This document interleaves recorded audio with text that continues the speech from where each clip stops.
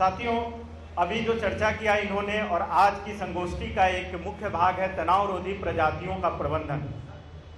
तनाव रोधी प्रजातियां हैं क्या? स्ट्रेस टॉलरेंस राइस किसे कहते हैं?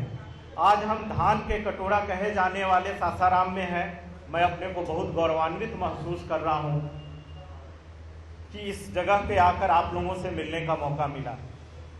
मित्रों, धान की खेती में हमारे प्रदेश का स्थान अव्वल है और आपको भी यह मालूम होगा कि धान उत्पादक में छोटे किसान, सीमांत किसानों की संख्या ज़्यादा है।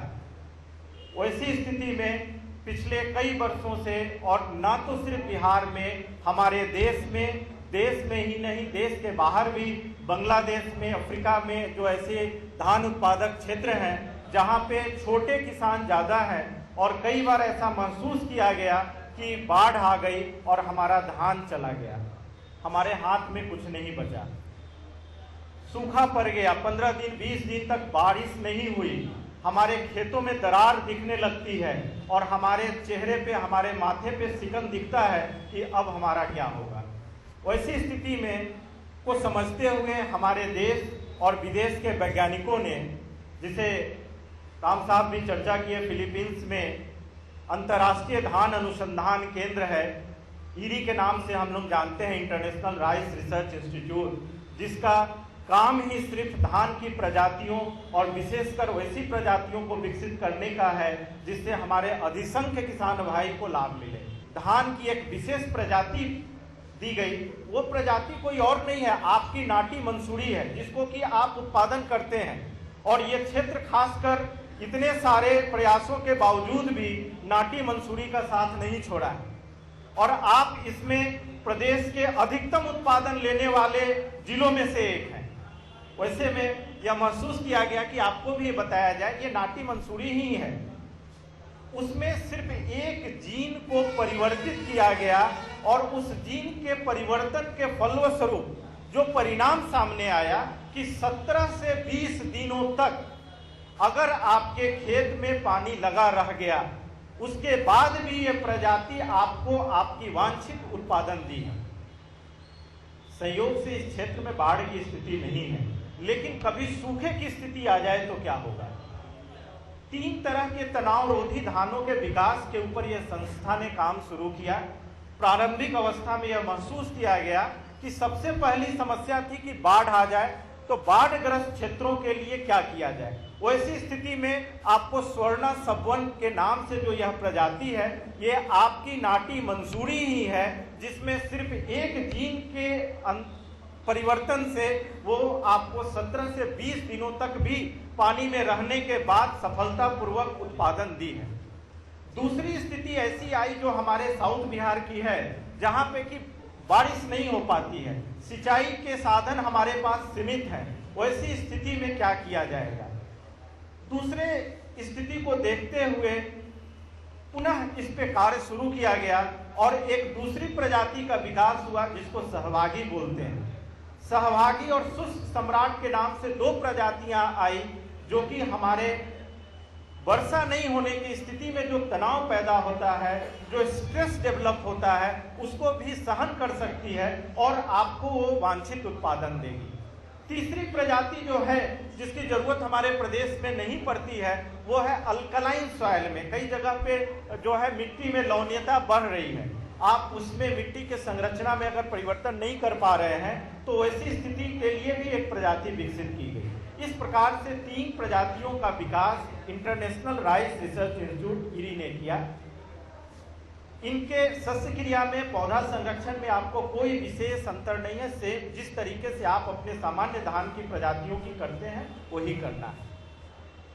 सिर्फ एक बात ध्यान रखने की है जो तनाव रोधी बाढ़ग्रस्त क्षेत्र के लिए है कि वो बीज में जो वह जिन होता है, वो जिन अंकुरन के पूर्व निष्क्रिय होता है।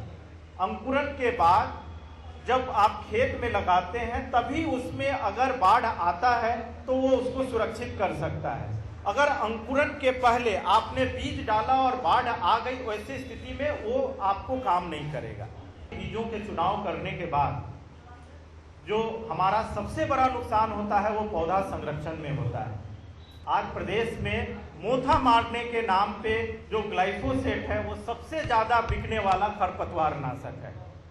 मुझे भी पौधा संरक्षण क्षेत्र में काम करने का एक अनुभव है, लेकिन पौधा संरक्षण की जो महारत और विशेषता मनीष कुमार वर्मा की है वो निस्संदेह सराहनीय है। और मैं आमंत्रित करूंगा मनीष कुमार वर्मा को कि आपके बीच में आए। धान के उत्पादन के मामले में आज सिरमौर कहे जाने वाले इस क्षेत्र के किसानों का मैं नमन करता हूं। आज जो बातें मैं चर्चा के तौर पर आपके सामने रख रहा हूं, मैं जिसको पौधा संरक्षण कहते हैं, पौधा संरक्षण की बातें जब आती हैं तो चेहरे पे बहुत खुशी की लहर या चमक नहीं दिखती। हर कोई आज कष्ट की पीड़ा में, दुख की आड़ में और अपने आप को हतोत्साहित महसूस करता है। किसान भाइयों, आज जिस पौधा संरक्षण की चर्चा हम करने जा रहे हैं, यदि हम उसको किसी कृषि के लिए आपातकालीन व्यवस्था कहें तो शायद कोई गलत बात नहीं होगी। हमारे पूर्व के जितने भी आज वक्ताओं ने, विशेषज्ञों ने जो बातें की, मैं समझता हूं कि आज बिहार इस बात का गवाह है कि जहां कहीं पर भी पौधा संरक्षण के प्रति उदासीनता देखी गई, उस खेत में फसल नजर नहीं आई। क्या आप इस बात से सहमत हैं? मैं और कुछ नहीं कर रहा हूं, फसल का नामोनिशान मिटना ही पौधा संरक्षण की आज नाकामयाबी का मतलब नहीं होता है, बल्कि मैं कहूं उत्पादकता के जिस मानदंड को आपने अपने जहन में बसा रखा है, जिस गुणवत्ता के प्रति आपने चाहत बना रखी है, आज उन दोनों उत्पादकता और गुणवत्ता को बनाए रखने के लिए पौधा संरक्षण की खास अहमियत बनती है। आज यदि मैं एक बात और आपको स्पष्ट कर दूं कि बीज के मिट्टी में जाने के पहले से पौधा संरक्षण और फसल के खेत से कट के हट जाने के बाद का पौधा संरक्षण, आप समझ सकते हैं कि पौधा संरक्षण का आयाम कितना विस्तृत है। किसान भाइयों, महत्वपूर्ण बात यह है कि हम पहले समझें कि हम हैं क्या।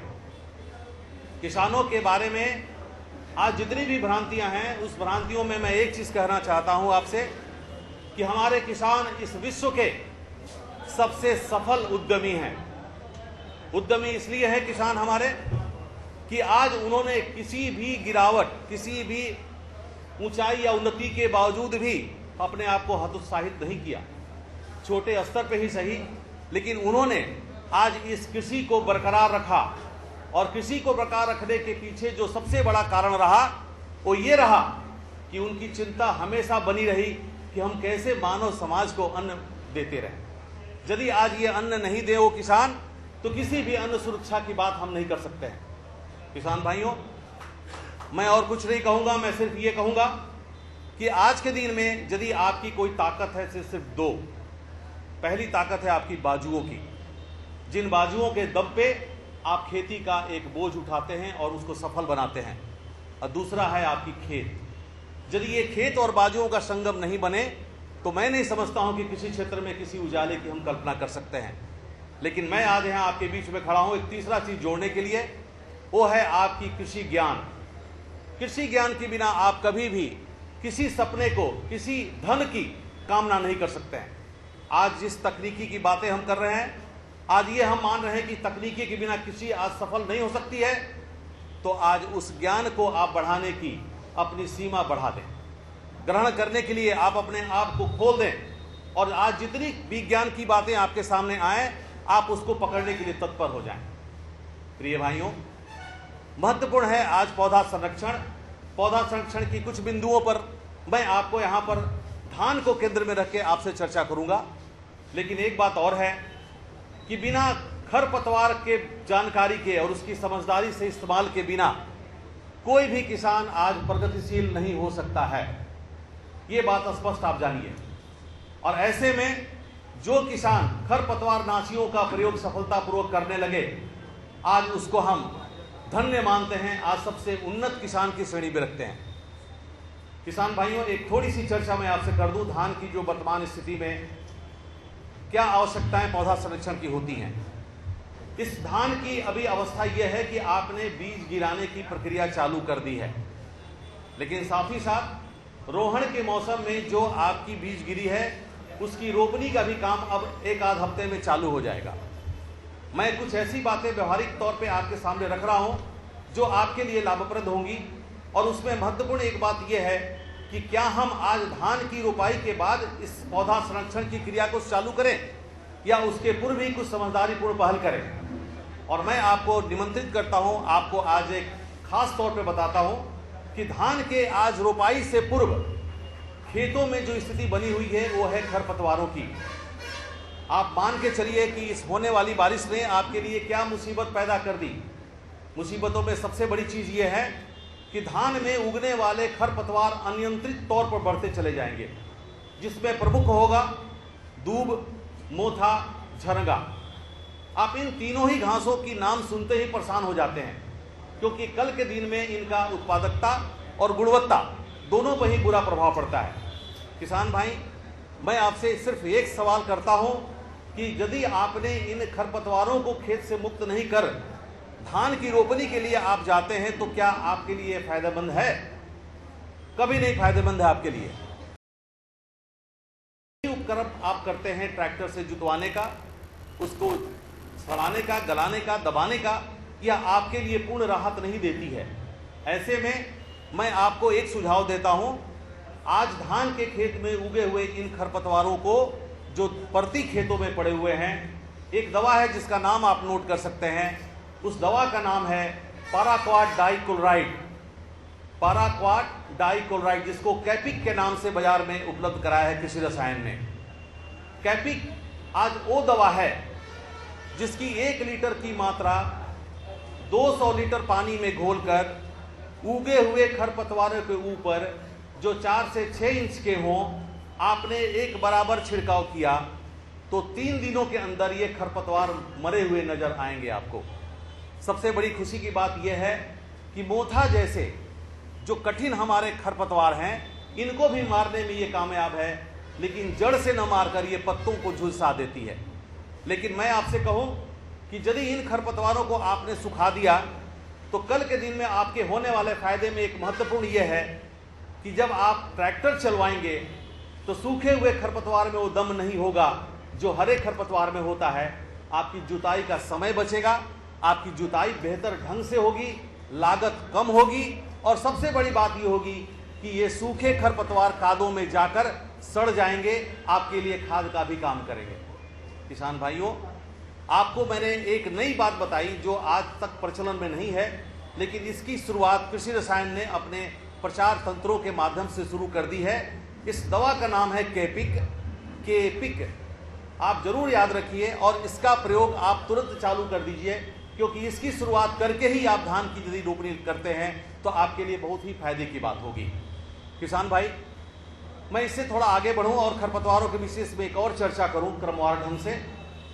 धान की रोपनी के साथ ही खरपतवारों का उगना शुरू हो जाता है, और रोपनी के आज सबसे बड़े कुप्रभाव, जहां पर जमीन का समतलीकरण न हो तो पहले ऊंचे जमीन पर आपको खरपतवार उगते हुए नजर आते हैं, और ऐसे में आप देखेंगे कि 15 से 20 दिनों के बाद हालात ये बन जाते हैं कि आपके सोहनी के लिए कोई नया तरीका नहीं होने के कारण खरपतवार नाशकों के ऊपर जो आपकी एक निर्भरता बन जाती है, वह लागत भी और उत्पादकता दोनों को ही आज प्रभावित करती है।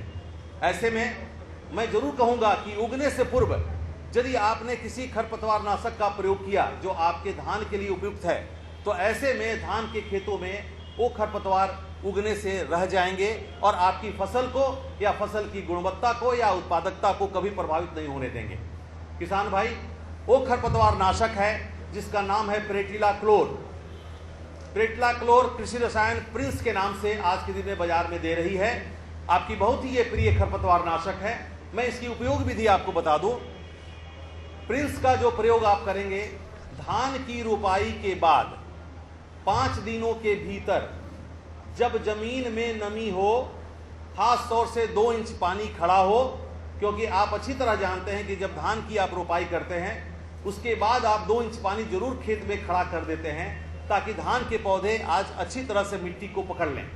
तो ऐसे में उस अवस्था में आप प्रिंस का जो प्रयोग आप करेंगे, धान की रोपाई के बाद 5 दिनों के भीतर जब जमीन में नमी हो, खास तौर से 2 इंच पानी खड़ा हो, क्योंकि आप अच्छी तरह जानते हैं कि जब धान की आप रोपाई करते हैं उसके बाद आप 2 इंच पानी जरूर खेत में खड़ा कर देते हैं ताकि धान के पौधे आज अच्छी तरह से मिट्टी को पकड़ लें। तो ऐसे में उस अवस्था में आप प्रिंस नाम की दवा को 100 लीटर पानी में या 15 किलोग्राम बालू में या 5 किलोग्राम यूरिया में 250 ml प्रति बीघा या 400 ml प्रति एकड़ के दर से आप छिड़काव कर देंगे। आपके यहाँ एक और व्यवस्था है जिसको मैं बहुत ही इज्जत की निगाह से देखता हूँ, खासतौर से रोपनी के लिए जो रोपना आते हैं उनमें एक छिड़काव की खास ताकत होती है। वो क्या करते हैं कि 1 लीटर के बोतल में पानी और दवा भर के और अपने हाथों से उसको छिड़काव कर देते हैं। फायदा इसमें यह होता है कि खड़े पानी पर जब आप उस तरल को, उस दवा का छिड़काव करते हैं तो आप पाते हैं कि वो पानी के साथ फैल जाती है, उसका प्रसार आज पूरे खेत में होता है और वो दवा पानी के साथ नीचे मिट्टी में चली जाती है और मिट्टी में जाकर उगते हुए खरपतवारों के बीजों को उगने से रोक देती है।